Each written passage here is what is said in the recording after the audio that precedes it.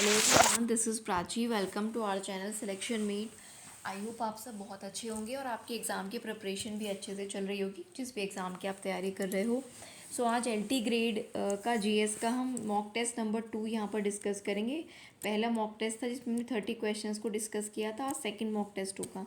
मैंने आपको बोला था कि ये सभी के लिए इम्पोर्टेंट है। किसी का कोई भी सब्जेक्ट है जो प्री होना है आपका एलटी ग्रेड का, उसमें सारे सब्जेक्ट्स में 30 नंबर की जीएस आएगी, बाकी 120 का आपका सब्जेक्ट आएगा। तो उसके लिए मॉक टेस्ट आपको दिए जा रहे हैं, ठीक है। तो ये 30 क्वेश्चंस इसमें होंगे, सभी सब्जेक्ट्स को शामिल किया गया है। इनको आप देख सकते हो अगर आपका एलटी का एग्ज़ाम है तो। एलटी के साथ साथ ईएमआरएस का एग्ज़ाम जो नेक्स्ट होने वाला है उसमें भी काम आएगा, DSSB में भी काम आएगा, केवीएस एनवीएस में भी काम आएगा, ठीक है। तो सब में जीएस के क्वेश्चंस पूछे जाने हैं, तो सेशन सभी के लिए इम्पॉर्टेंट है। तो चलिए बिना देरी के आज का सेशन शुरू करते हैं। पहला जो सेशन आया है वो चैनल पर आपको मिल जाएगा, वीडियोज़ में जाकर आप देख सकते हो। और आज मैं इसकी प्लेलिस्ट भी क्रिएट कर दूंगी यूपीएलटी ग्रेड जीएस मॉक टेस्ट के नाम से, वहाँ पर भी आप ये दोनों वीडियोज़ को जाकर देख सकते हैं। तो चलिए शुरू करते हैं पहले क्वेश्चन के साथ। पहला क्वेश्चन है हमारे सामने, रॉयट एट विल ये नीति किस गवर्नर जनरल ने लागू की थी? रॉयट एट विल किस गवर्नर जनरल ने ये नीति लागू की थी? तो यहाँ पर आपके पास ऑप्शंस हैं, Wellesley, Dalhousie, Warren Hastings, Lord Curzon, ये सारे आपके पास ऑप्शंस हैं, ठीक है। तो यहाँ पर रॉयट एट विल की जो नीति थी वो किसने लागू की थी? वॉरेन हेस्टिंग्स ने लागू की थी। ऑप्शन नंबर सी जो है वो आपका करेक्ट आंसर हो जाएगा, ठीक है। सी यहाँ पर करेक्ट आंसर हो जाएगा। नेक्स्ट क्वेश्चन नंबर 2 आपके सामने है, भारत में ब्लैक सॉइल किस फसल के लिए सबसे उपयोगी होती है? ठीक है, तो चावल के लिए, गेहूं के लिए, कपास के लिए या फिर गन्ने के लिए? तो ब्लैक सॉइल का यूज़ जो है आपके उसमें किया जाता है कपास की खेती के लिए, ठीक है। तो सी ऑप्शन जो है वो आपका करेक्ट आंसर हो जाएगा। कपास की खेती के लिए काली मृदा या ब्लैक सॉइल जो है इसका यूज़ आपका किया जाता है, ठीक है। चलिए नेक्स्ट क्वेश्चन पर चलते हैं। इंपॉर्टेंट है, क्वेश्चन पूछा गया एग्जाम में। नेक्स्ट है, संविधान में मौलिक कर्तव्य किस संशोधन द्वारा जोड़े गए? भारतीय संविधान में मौलिक कर्तव्य किस संशोधन द्वारा जोड़े गए?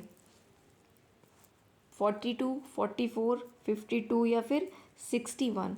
तो ये आपको पता होगा कि जो 42वां संविधान संशोधन है उसके द्वारा जो मौलिक कर्तव्य हैं वो भारतीय संविधान में ऐड किए गए। ये कॉन्स्टिट्यूशन से सवाल है, ठीक है, इंपॉर्टेंट है, इसको याद रखना।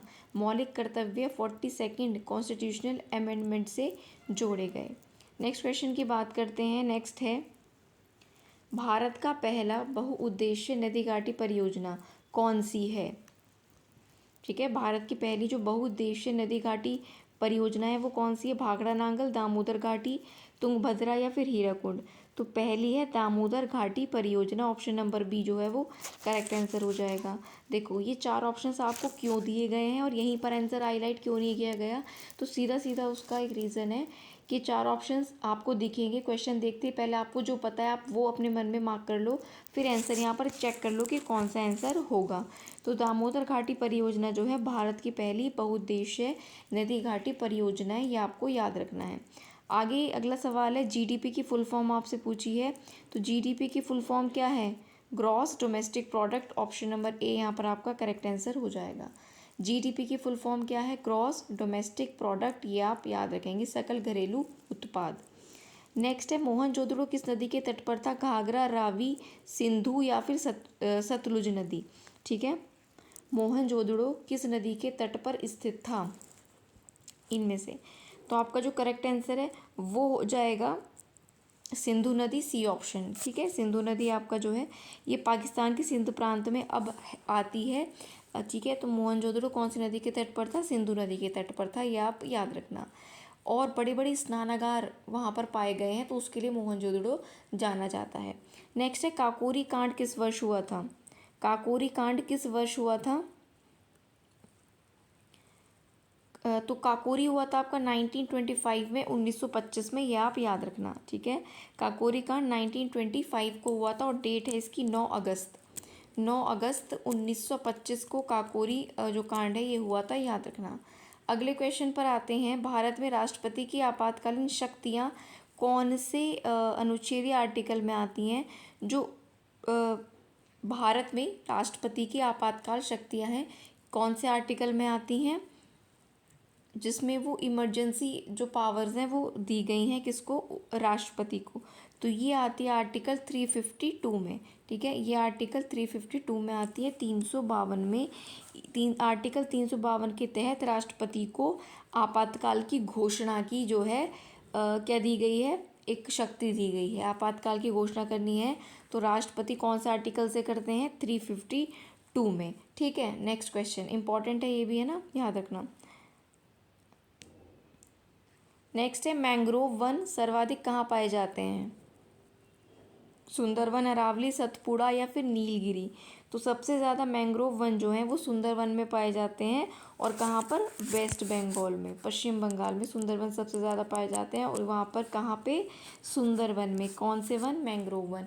ये मोस्ट इंपॉर्टेंट क्वेश्चन हैं, सभी बार बार अलग अलग एग्जाम्स में पूछे गए हैं, तो इनको अच्छे से आप यहाँ पर देख लेना।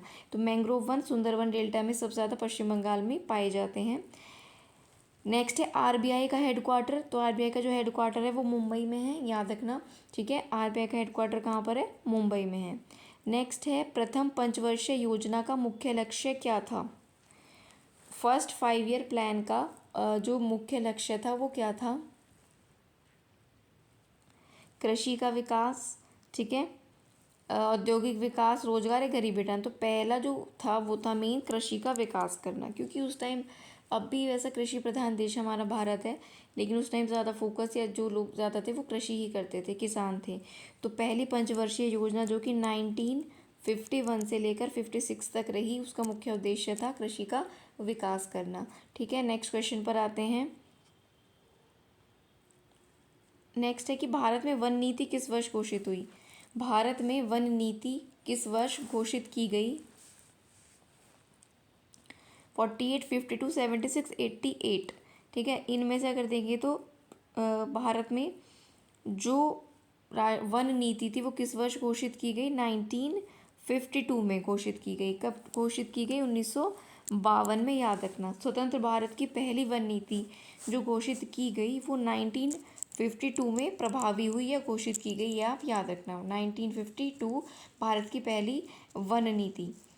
नेक्स्ट है उज्ज्वला योजना किससे संबंधित है, तो गैस कनेक्शन से संबंधित है। ये क्लियरली आंसर है B option, Ujjwala Yojana related to gas connection. Next है भारतीय राष्ट्रीय कांग्रेस के पहले भारतीय अध्यक्ष कौन थे, अच्छा सवाल है। इंडियन नेशनल कांग्रेस के पहले भारतीय अध्यक्ष कौन थे, तैयब जी थे, नेहरूजी थे, मेहता थे या फिर गोपाल कृष्ण गोखले थे। तो अगर बात की जाए तो पहला देखो, जो भारतीय राष्ट्रीय कांग्रेस के भारतीय अध्यक्ष थे, तो देखो इस क्वेश्चन में ना थोड़ी एक चीज़ वैसे है, यहाँ पर आपसे पूछा गया कि भारतीय राष्ट्रीय कांग्रेस के पहले मुस्लिम अध्यक्ष कौन थे, मुस्लिम अध्यक्ष। तो इसका आंसर हो जाएगा बदरुद्दीन तैयब जी। ठीक है, 1887 में ये चुने गए थे, ये ईयर भी याद रखना। और कहाँ पर अध्यक्षता की इन्होंने, मद्रास में। भारतीय राष्ट्रीय कांग्रेस के पहले मुस्लिम अध्यक्ष बदरुद्दीन तैयब जी, कब, 1887 में, और मद्रास अधिवेशन की अध्यक्षता इन्होंने की। और पहले राष्ट्रीय कांग्रेस के भारतीय अध्यक्ष थे व्योमेश चंद्र बनर्जी। व्योमेश चंद्र बनर्जी जो थे वो पहले भारतीय थे जो कांग्रेस के अध्यक्ष बने थे। व्योमेश चंद्र बनर्जी 1885 में भारतीय राष्ट्रीय कांग्रेस के पहले भारतीय अध्यक्ष बने। और पहले मुस्लिम अध्यक्ष कौन बने भारतीय राष्ट्रीय कांग्रेस के, 1887 में बदरुद्दीन तैयब जी। अगले क्वेश्चन पर आते हैं। अगला क्वेश्चन है कौन सा पर्वत पेनिनसुलर प्लेटो की रीढ़ कहलाता है। ठीक है, कौन सा पर्वत पेनिनसुलर प्लेटो की रीढ़ कहलाता है, अरावली, सतपुड़ा, नीलगिरी या फिर विंध्य। तो यहाँ पर जो आपका करेक्ट आंसर हो जाएगा वो हो जाएगा आपका सतपुड़ा पर्वत। ठीक है, तो देखो यहाँ पर जो पेनिनसुलर प्लेटो की रीढ़ कहलाता है वो कहलाता है आपका ऑप्शन नंबर ए, अरावली पर्वत। और क्या आप जानते हैं जो अरावली पर्वत है वो कौन कौन से राज्यों में है, मुख्य रूप से तो वो राजस्थान में फैला हुआ है, और कुछ पार्ट इसका गुजरात, हरियाणा और दिल्ली में भी पड़ता है। ठीक है, दिल्ली में। तो याद रखना पेनिनसुलर प्लेटो की रीढ़ कहलाता है अरावली पर्वत, ये ऑप्शन करेक्ट हो जाएगा। और ये मुख्य रूप से राजस्थान में प्रसारित है। अगले क्वेश्चन की बात करते हैं। राज्यसभा में अधिकतम सदस्य संख्या कितनी हो सकती है? 220, 238, 250 या 275। तो राज्यसभा में मैक्सिमम सदस्यों की संख्या हो सकती है 250, यानी कि सी ऑप्शन आपका करेक्ट आंसर हो जाएगा। राज्यसभा में 250 अधिकतम संख्या सदस्यों की हो सकती है, ऑप्शन सी। भारत में नोटबंदी की घोषणा किस वर्ष में हुई? तो 2016 में हुई। ठीक है, भारत में नोटबंदी की घोषणा ये हुई थी 8 नवंबर 2016 को। तो आप ये याद रखना, नोटबंदी 8 नवंबर 2016 को हुई थी। इसमें 500 और 1000 के नोटों का विमुद्रीकरण कर दिया गया था। प्रोजेक्ट टाइगर कब शुरू किया गया था? प्रोजेक्ट टाइगर कब शुरू किया गया? 1969, 73, 75 या 82। तो 1973 में प्रोजेक्ट टाइगर शुरू किया गया था। ठीक है, 1973 ऑप्शन नंबर बी आपका करेक्ट आंसर हो जाएगा। 1973 में प्रोजेक्ट टाइगर शुरू किया गया था, बी ऑप्शन करेक्ट हो जाएगा। नेक्स्ट क्वेश्चन पर आते हैं।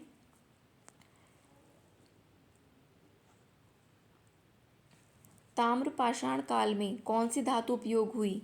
ठीक है, ताम्र पाषाण काल में सोना, तांबा, लोहा या जस्ता। तो इसमें तांबा, ठीक है, करेक्ट आंसर हो जाएगा तांबा। तो ताम्र पाषाण काल में कौन सी धातु मुख्य रूप से उपयोग हुई? तांबा। ठीक है, ताम्र पाषाण काल में, याद रखना। नेक्स्ट क्वेश्चन है आपके सामने, इलाहाबाद संधि किसके बीच हुई? इलाहाबाद संधि किसके बीच हुई? तो यहाँ पर आपका जो 4 ऑप्शन है, इनमें आपका करेक्ट आंसर हो जाएगा अंग्रेजों के और किसके बीच में हुई थी?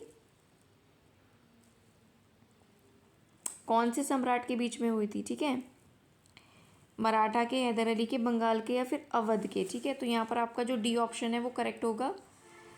इलाहाबाद संधि अंग्रेजों और अवध के नवाब के बीच हुई। ठीक है, और अवध के नवाब कौन थे उस समय?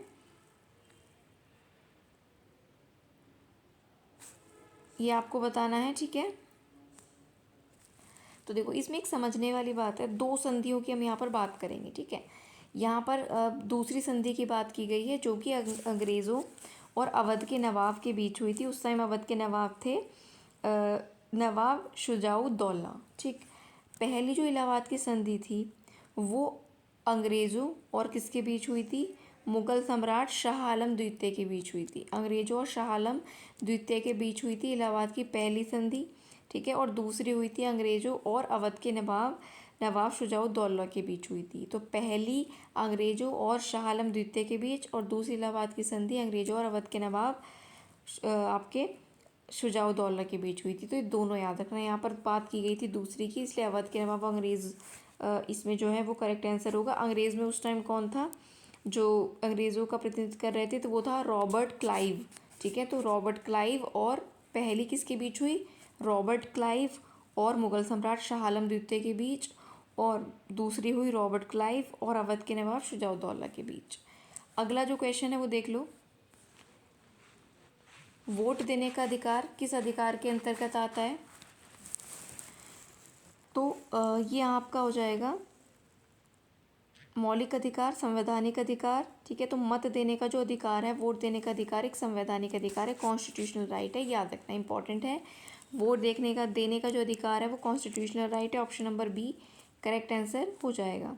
आगे बढ़ते हैं अगले क्वेश्चन पर। भारत विश्व में दालों का कौन से नंबर पर उत्पादक है? भारत का दाल उत्पादन में विश्व में कौन सा स्थान है? तो बताना है आपको, सर्वाधिक उपभोक्ता है, ठीक है, या सर्वाधिक उत्पादक है, कुछ नहीं। दालों में अगर हम बात करें तो भारत का विश्व में दाल उत्पादन में पहला स्थान है, ये भी आप याद रखना। ठीक है, विश्व का लगभग 1/4 हिस्सा जो है दाल का वो भारत उत्पादित करता है। तो भारत विश्व में दालों का सर्वाधिक उत्पादक है। अगला सवाल आ जाएगा, अच्छा, सर्वाधिक उत्पादक भी है और उपभोक्ता भी है, दोनों याद रखना। सी ऑप्शन करेक्ट है, सर्वाधिक उत्पादन भी करता है और उसको यूज़ भी सबसे ज़्यादा करता है। गरम दल का नेतृत्व किसने किया? अच्छा सवाल है, गरम दल का नेतृत्व किसने किया? गोपाल कृष्ण गोखले, दादा भाई नौरोजी, बाल गंगाधर तिलक या फिर सुरेंद्र नाथ बनर्जी। तो यहाँ पर आपका करेक्ट आंसर हो जाएगा सी ऑप्शन, बाल गंगाधर तिलक ने नेतृत्व किया इनके साथ साथ लाला लाजपत राय भी थे और विपिन चंद्र पॉल भी थे।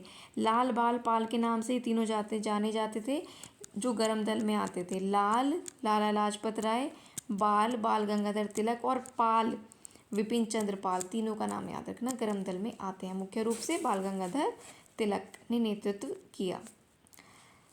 अगला है कि कच्छ का रण किस राज्य में, तो ये पड़ता है गुजरात में। आपका कच्छ का रण कहाँ पर पड़ता है, गुजरात में। तो बी ऑप्शन आपका करेक्ट आंसर हो जाएगा। कच्छ का रण कहाँ पर है, गुजरात में।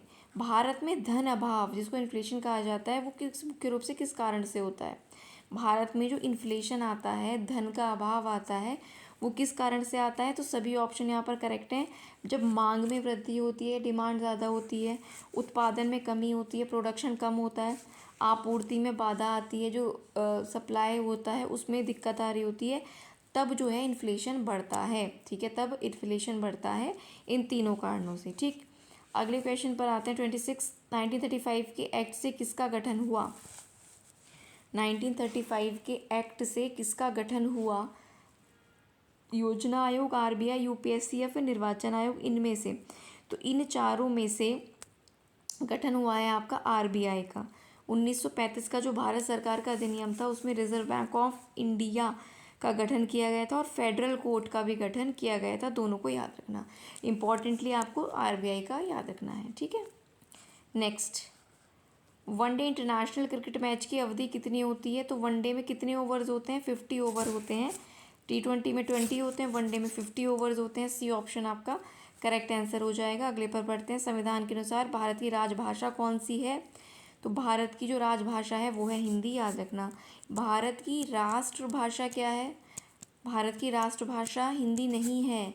ठीक है, हिंदी क्या है, भारत की राजभाषा है। राष्ट्र और राज में लोग कंफ्यूज जाते हैं, तो हिंदी भारत की क्या है, राजभाषा है। ठीक, नेक्स्ट, इंग्लिश जो है वो एक एडिशनल लैंग्वेज में आती है, सहायक भाषा में आती है।